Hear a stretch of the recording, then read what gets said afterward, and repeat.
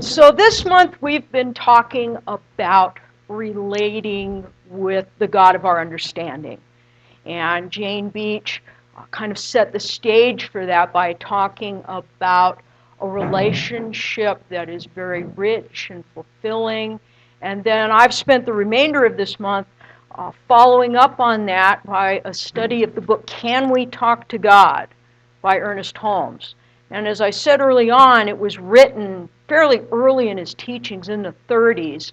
And so what it really was a description and an explanation about why scientific prayer works and how to use it in the most effective way. And I shared that if I were to retitle the book, I would retitle it How to Commune with God. And I would actually add more because relationship is what life is all about. We are in relationship with people, with places, with all kinds of things. There's always a connection. Now, when it comes to relating to people, a very important communication skill is to know how to communicate a desire or a request. So that's the first point. There's three I want to make today. And the second is that spiritual mind treatment is a very specific form of prayer. It is a very specific way to communicate desires and requests to the universe, to the God of our understanding. Last week we talked about the creative process and we kind of set up how and why treatment works. The very last step of treatment, which is our third point, is called release. And when we do that, we are literally letting go of the message. We're done saying what we need to say, and we are letting it go. It is a time to let go and let God. There's nothing more for us to do.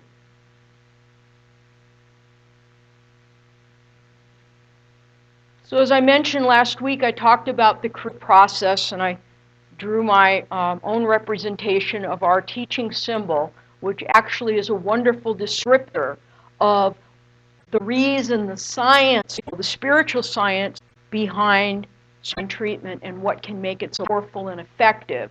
And that is literally consciously using the law of cause and effect that always responds,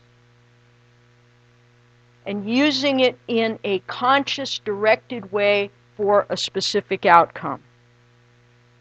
And we said that spiritual mind treatment is a very deliberate use of the law. We use the law all the time, whether we know it or not.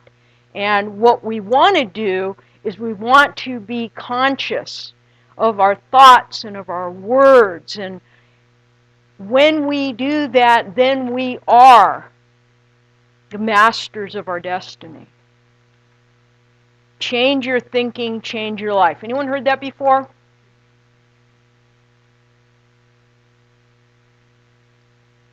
Now, when it comes to communication, and especially when we are communicating about something we want or need, I think we all agree that there are various ways to do that. And some ways are a bit more effective than others.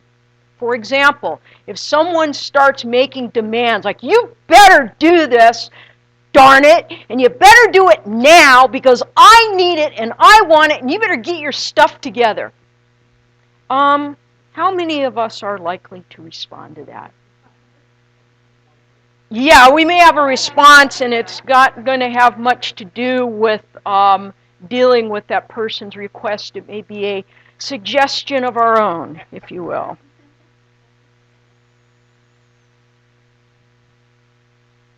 Another way is to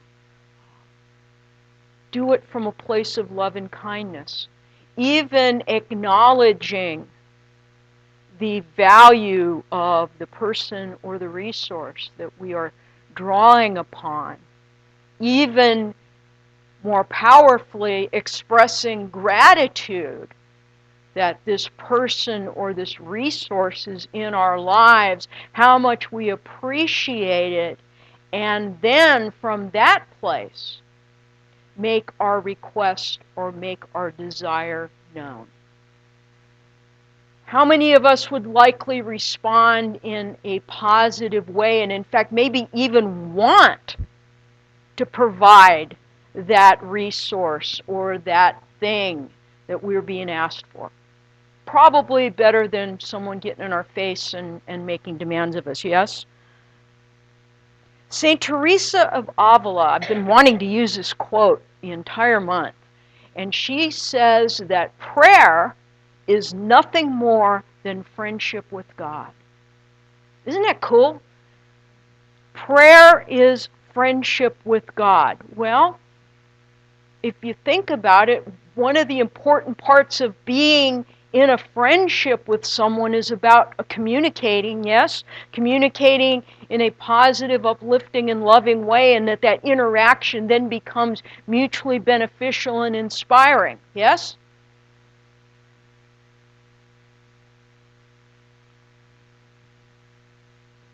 Communication is very important. See if you can anyone can relate to this.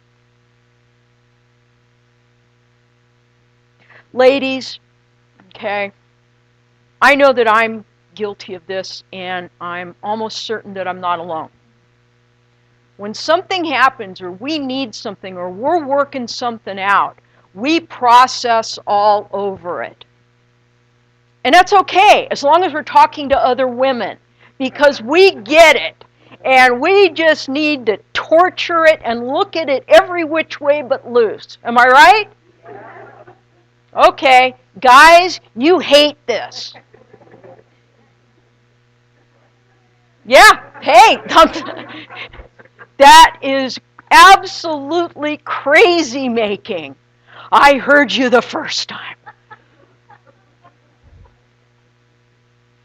Or, how about this? I'm asking to ask Bob to do something for me. Hey man, can you help me out? I need you to come over and help me take something to hospice. Bob says, sure, I'll help you. 5 minutes later. So Bob, when are we going to do that? Oh, and Bob, you haven't forgotten, have you? You're sure? Is that not crazy making? If some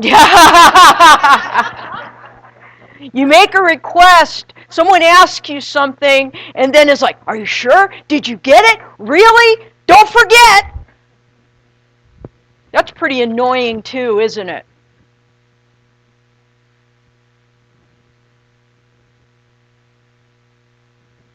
Isn't it interesting, though, that when it comes to our prayer work, and I am now being all-inclusive about prayer.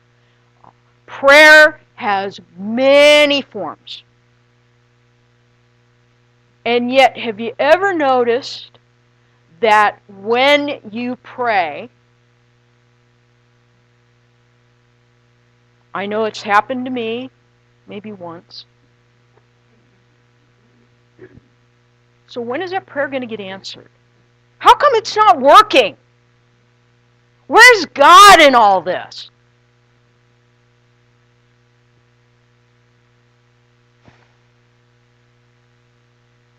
It's interesting how we play little mind games with ourselves when it comes to something that we desire. Because then the other mind game is, well, do I really need it? Do I deserve it? Is God willing to provide that for me? It's crazy making for me when I find myself cycling like that. Now, last week we talked about the creative process as being the reason why a specific form of prayer, which Ernest Holmes calls spiritual mind treatment, why it works. because the seed of an idea can be planted in the soil of infinite possibility and come out manifested in accordance with our thoughts and beliefs. And we were talking about relationship with the God of our understanding, and the formula for prayer is, are you ready to receive? That's the anagram that I learned. Recognition, unification, realization, thanksgiving, and release. Now, the recognition and the unification is the part where we acknowledge what is real and alive about the God of our understanding to us, and we remember that we are connected, that we are one. We sing about that every Sunday. We are one. We're one with each other. We are one with the God of our understanding. We are one with all creation. So when we recognize the infinite goodness of the universe, we recognize that we are connected with that it is who we are at our essence. From that space of groundedness, then we plant the seeds of our thoughts, our desires, into that soil of infinite possibility that we also call the law, to produce a desired outcome. Now, last week, we talked a little bit about the law. That's the center portion, the soil. And we talked about it on the universal level, where it is the law of cause and effect, as sure as gravity, a law that will always work, that you can take it to the bank. And then we talked about it on the human level, where it becomes the idea of our subjective or subconscious mind, and that is a place where we can get tripped up. There are sometimes landmines in the soil, or a more gentler idea, there are weeds. And it is those weeds that can corrupt the quality of the seed and the quality of the result. And I'm going to come back to that. So, spiritual mind treatment, again, a formula for prayer, where we recognize the truth about the God of our understanding and us, we recognize our oneness, we speak the word of truth. Spiritual mind treatment as a form of prayer is not where we're begging, beseeching, or playing let's make a deal. We are stating what we know to be true about life and about the God of our understanding. The final two steps are gratitude and release. And there's a lot of talk about the power of gratitude. It's a talk within itself. And as I mentioned and alluded to earlier, that the whole attitude of gratitude, to approach something or someone from a place of appreciation, is a far more powerful way to interact and make a request than coming from the place of demand. Now, the last step of treatment, and I realize that we gloss over it sometimes. I know I have. But it's actually very, very important. And that's the step of release. Release these words into the law of mind. Let go, let God, let it be. Great words. What does that really mean? Ernest Holmes said, all we have to do is state our desire, believe it, and let it alone. The hardest thing any man has to do is to learn to trust the universe. We might say it should be the easiest thing to do, but it is not. We like to dabble with our request, pull our prayer back, give our spiritual mind treatment, and then steal it back to see if it is really taking root. In the last analysis, a man must, or woman, must convince him or herself that he is in a league with the only power there is. Gardeners, you plant your seeds, right? You plant your garden, right? Do you dig up the seed the next day? Just checking. Have you taken root yet?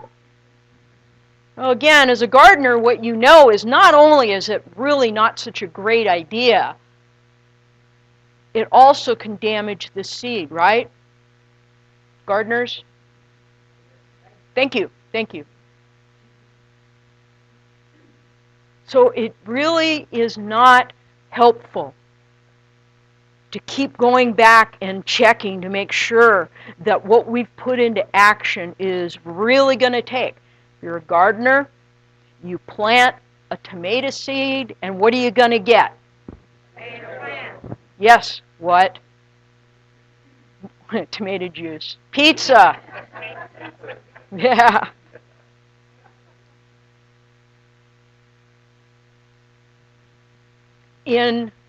When we use the word done, the traditional idea of the word is it's a project that's completed or you're finished working for the day. But there's also in modern parlance a use of the word done that basically says, I'm done with that. And what that really means is I'm not going to put any more energy, any more effort. I'm just walking away. No more.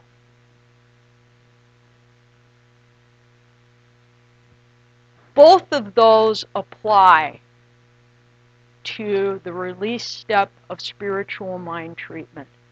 That number one, the treatment is complete. You don't do a PS. The treatment is complete. It is finished. And then the second piece of it is that there is no more effort. No more attention needs to be paid. You can turn around and walk away from it. It's done.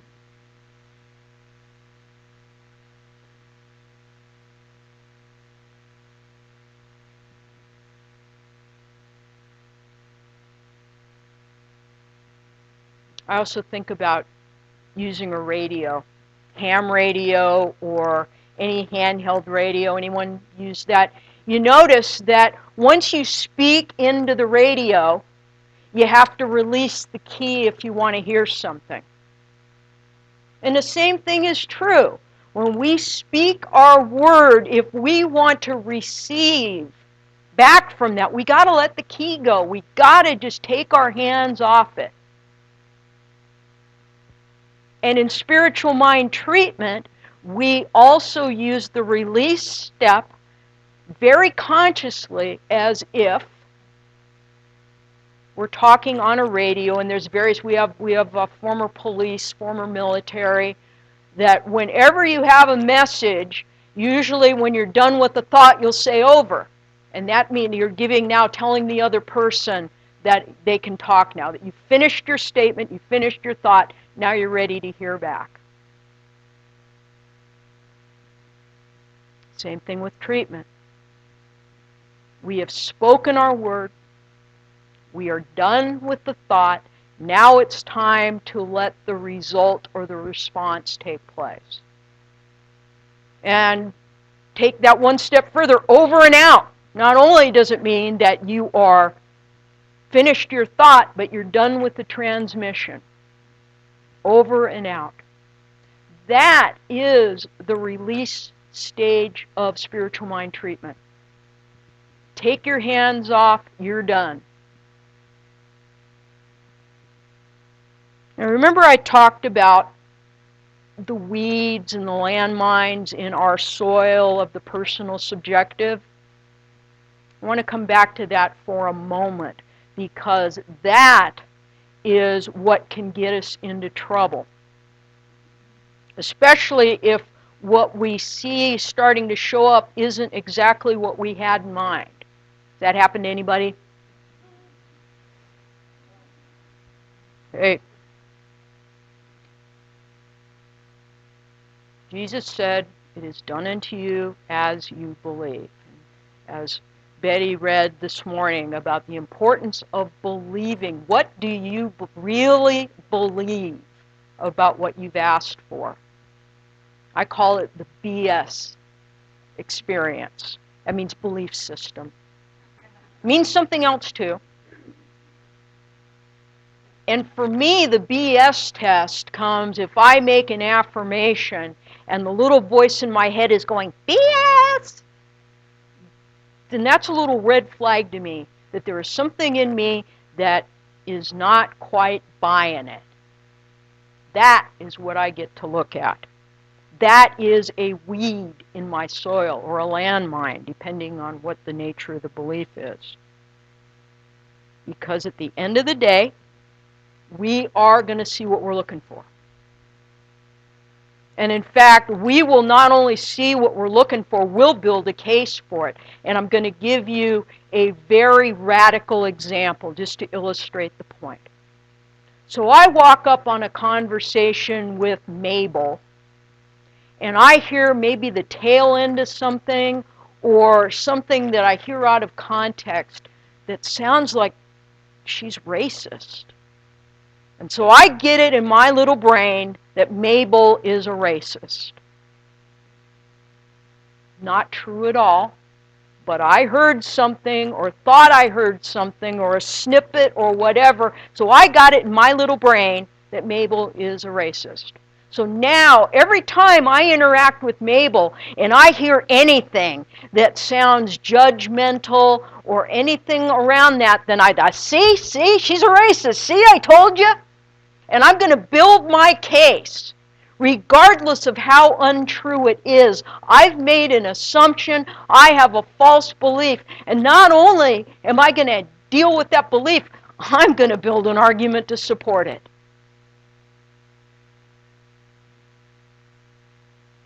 So if you've got a BS light that goes off for you with respect to a spiritual mind treatment, that is an absolute sign that there is some belief system, there's some weed that needs to be pulled, that needs to be extracted in order for that seed to become the most wonderful, glorious plant, most wonderful manifestation that it can be. And you see, the good news is that once you go back to what that belief is, maybe it's, oh man, I really don't deserve that, or like, that's going to happen. Everyone find yourself saying that? You know, this and this and that, yeah, but like, that's going to happen. All of those are weeds in our soil, and we need to be conscious and aware and just take a different tack, go a different direction, say something different. Some could call that faith. It's the belief in something that we can't see. It's a belief in something that is not immediately evident. And again, faith is a whole talk within itself. But when you do the release step of spiritual mind treatment, there has to be an underlying belief that this works. There has to be an underlying belief that all things are possible. Ernest Holmes says, trust life. There is no power in the universe that wishes anyone ill. Life is good. God is good. Why not accept this and begin to live? No one needs to prepare to meet God. We are meeting God in the rising sun, in the flowing stream, in the budding rose, in the joy of friendship and love, and in the silence of our own souls. When we release, when we let go, we can do so trusting life. We can do so recognizing that there is a power for good in the universe that can make this happen, even though I don't have a clue. Trust life. State and claim you're good, then just, same thing if you're baking. You don't put something in the oven and keep opening the oven to see if it's baking yet. Because you know, you mix these things together and you put it in the oven, it's going to bake. You plant the seed, you water it, you nurture it, you know it's going to grow. It's the same thing with spiritual mind treatment. Plant the seed, follow the steps, let it go, and trust life. Let's pray.